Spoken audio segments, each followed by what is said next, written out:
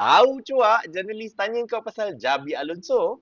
Liverpool menentang Marseille di perlawanan UEFA Champions League di Stade Velodrome pagi nanti. Bukan senang kita nak lawan dengan tim Marseille ni yang berada di tangga ketiga League One. Ayuh, kita terus ke prediction line-up aku untuk pagi nanti. Selain pada player-player yang lain seperti Conor Bradley, Alexander Isak dan Leone, kabarnya Ibrahim Konate takkan bersama dengan skuad ke Marseille kerana ada family matters. So dia takkan join the squad. Berita baik untuk kita. Our Egyptian King is back from AFCON. Ini sudah pasti akan memperkuatkan lagi jentera serang kita di bahagian hadapan.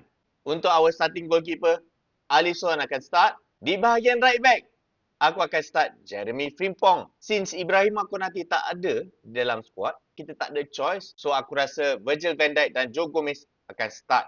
Dan di bahagian left back, aku akan start Milos Kerkez. Seriously, performance masa kita menentang Burnley hari itu adalah one of his best performance. So aku rasa dia deserve untuk start pagi nanti. Untuk bahagian tengah, seperti biasa, Ryan Gravenberch akan start di bahagian pivot. Dan aku rasa dia akan bermain alongside Dominic Szoboszlai. Di bahagian kanan, our Egyptian King akan start. Dan untuk aku, di bahagian nombor 10, Florian Wirtz akan start.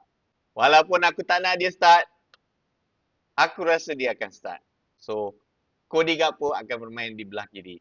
Dan our starman, yang dah tukar rambut dia dah, akan bermain sebagai striker. Join watch along aku pukul 3.45 pagi nanti. Liverpool menentang Marseille di perlawanan Champions League. Seriously, aku tak tahu nak predict apa untuk pagi nanti. Tapi aku rasa Liverpool kalah pagi nanti. Kita tengok sajalah.